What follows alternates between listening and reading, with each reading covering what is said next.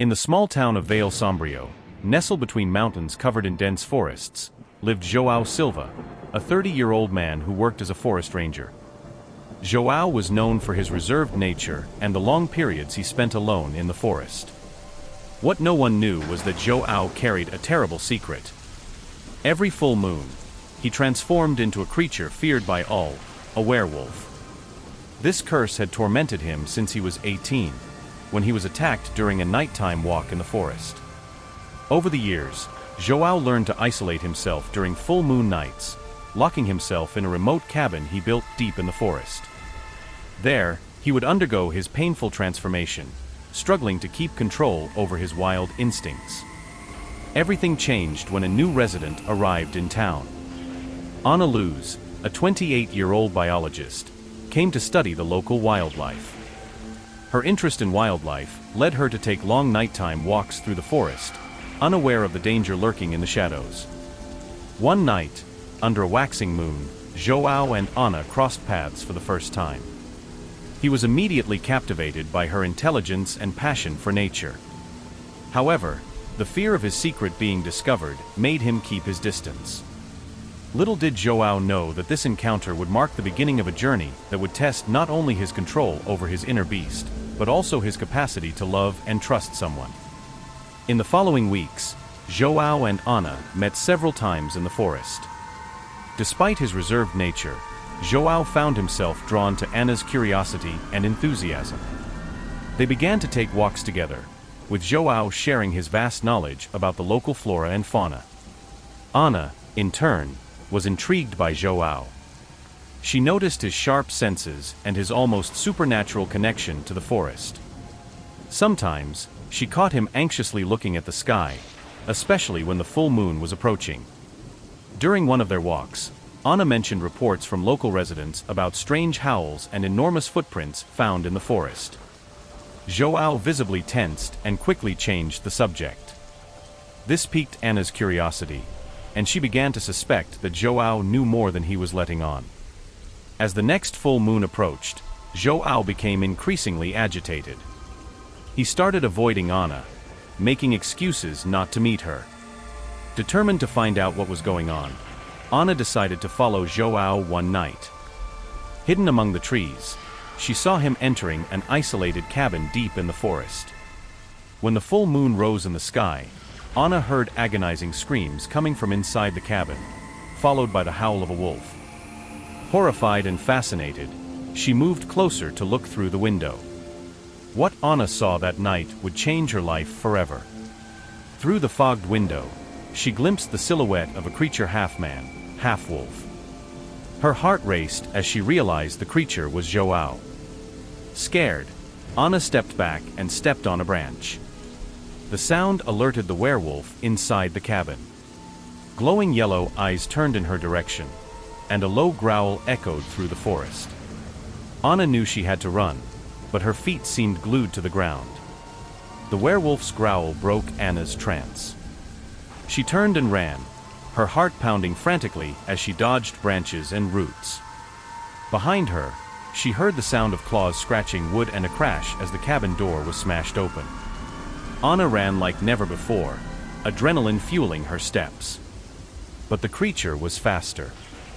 She felt its presence closing in and, in a moment of pure terror, tripped over an exposed root, falling heavily to the forest floor. Turning over, she saw the imposing figure of the werewolf towering over her. Yellow eyes stared at her, a mix of animal fury and something else. Recognition? Fear? Ana couldn't decipher it. João, she whispered, trembling. At the sound of his name, the creature hesitated slightly. A low whine escaped its throat, and for a moment, Ana saw an internal struggle in the beast's eyes. Slowly, the werewolf backed away, still keeping its eyes fixed on Ana. With one last look that seemed almost human, the creature turned and disappeared into the darkness of the forest. Ana lay there for several minutes, her body trembling with fear and adrenaline. When she finally found the strength to get up, she staggered back to town, her mind a whirlwind of questions and conflicting emotions. The next morning, João woke up in his cabin, hazy memories of the previous night flooding his mind. Horror gripped him as he remembered Anna, the smell of her fear, the moment he almost. He couldn't even complete the thought. Knowing he could no longer hide the truth, João decided to seek Anna out. He found her at her house, pale and with dark circles under her eyes, clearly having not slept. I think we have a lot to talk about, João said softly, his heart heavy with the fear of rejection. Anna stared at him for a long moment before slowly nodding. Yes, she replied, her voice a mix of fear and curiosity. I think you owe me some explanations. As the two sat down for a conversation that would change their lives forever, they both knew that nothing would be the same. The secret was out, and now they would have to deal with the consequences, not just for themselves, but potentially for the entire community of Vale Sombrio. João and Anna sat face to face in the small living room. The silence between them was heavy, laden with tension and unspoken questions. Finally, João began to speak, his voice low and weary. It all started 12 years ago, he said, avoiding Anna's gaze. I was attacked during a nighttime walk. I thought I was going to die, but I survived and transformed. As João recounted his story, the attack, the painful early transformations, the self-imposed isolation, Anna listened intently, her initial fear gradually turning into compassion. Why did you stay here? Anna asked when João finished. Why didn't you leave, go somewhere where no one knew you? João looked out the window at the forest that was both his refuge and his prison. This is my home. I thought I could protect people if I stayed away from them. And maybe I hoped that one day I would find a cure. Anna slowly nodded, processing everything. And now? What happens now that I know? The question hung between them, heavy with implications. João closed his eyes, fearing the answer. I won't tell anyone, Anna said finally. João looked at her, surprised and relieved. But, she continued, we need to find a way to ensure everyone's safety. Including yours. In the days that followed, João and Anna worked together to strengthen the containment cabin and create an emergency plan. Anna, with her scientific knowledge, began researching João's condition, hoping to find, if not a cure, at least a way to alleviate his symptoms. Their relationship deepened, forged in trust and the shared secret. However, the shadow of fear still loomed over them. And that fear was realized when, during the next full moon, something went wrong. The reinforced door of the cabin didn't hold. For the first time in years, the werewolf was loose in the forest, with João unable to control his actions. Anna, monitoring from a distance, immediately realized the danger. She knew she had to act quickly to protect both João and the community.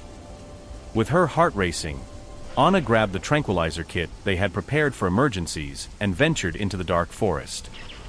She knew she was risking herself, but also knew it was the only chance to prevent a tragedy. As she moved silently through the trees, Anna heard a distant howl. The werewolf was moving towards the town. Time was running out, and Anna knew the decisions she made in the next few hours could change everything. For João, for her, and for the entire community of Vale Sombrio.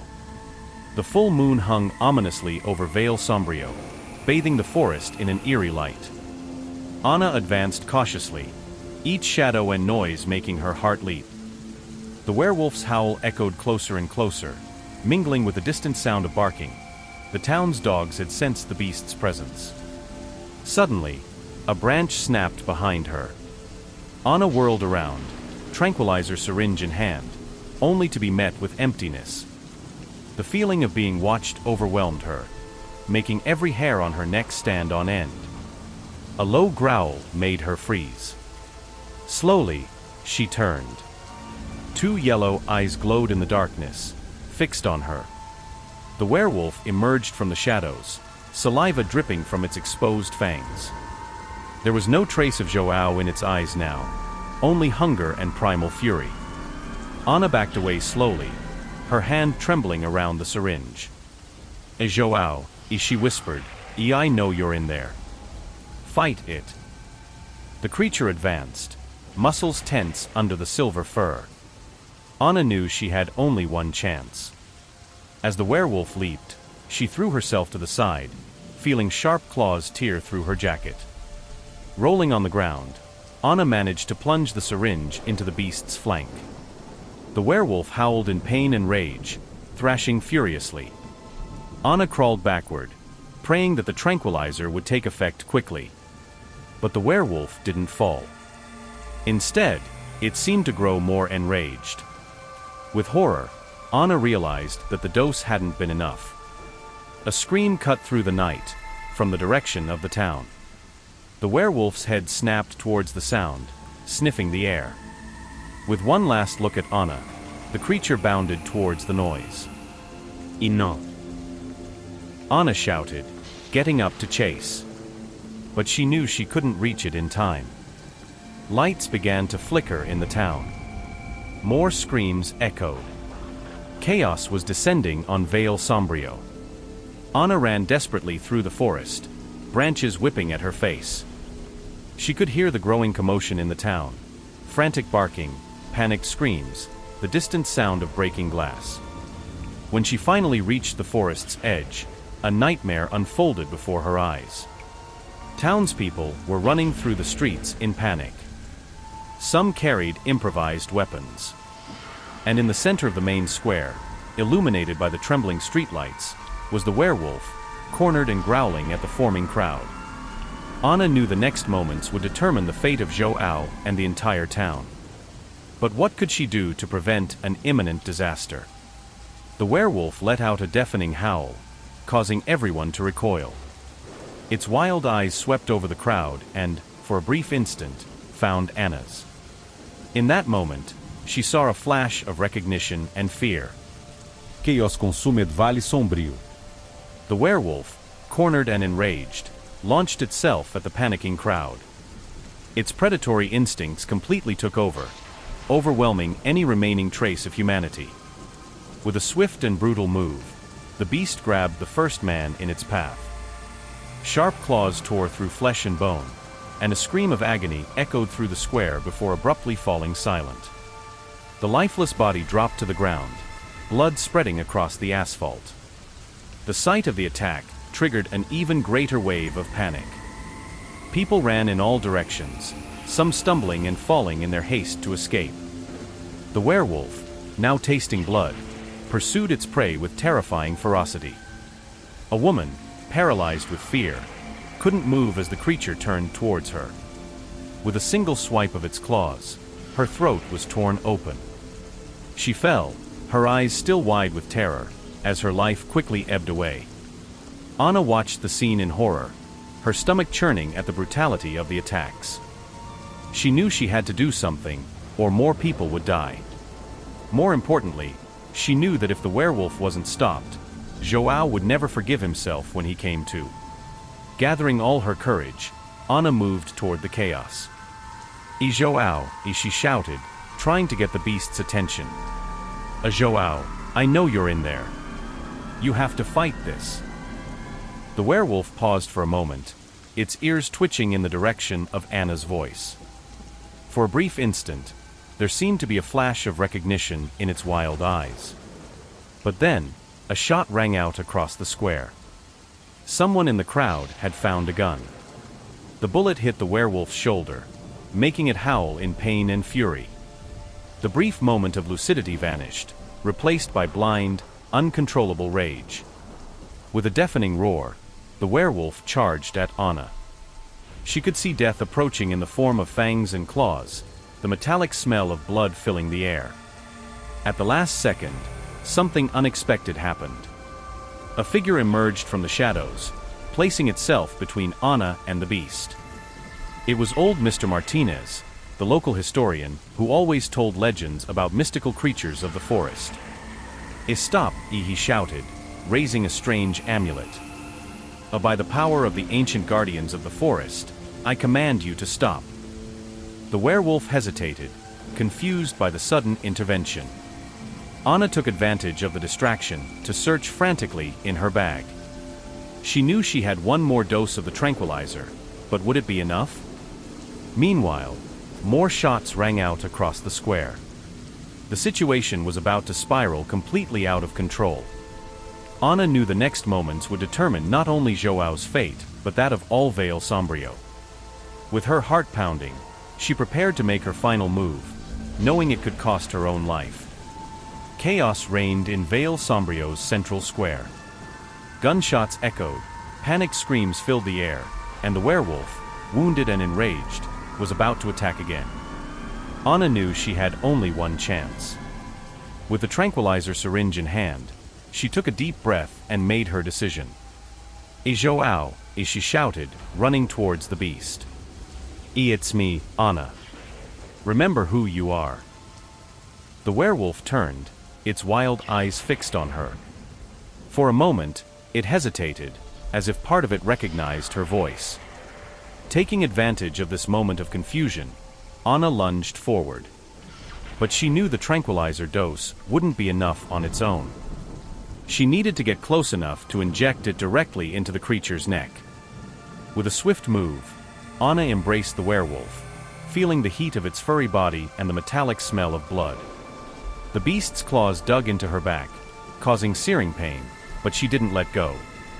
João, she whispered, come back to me.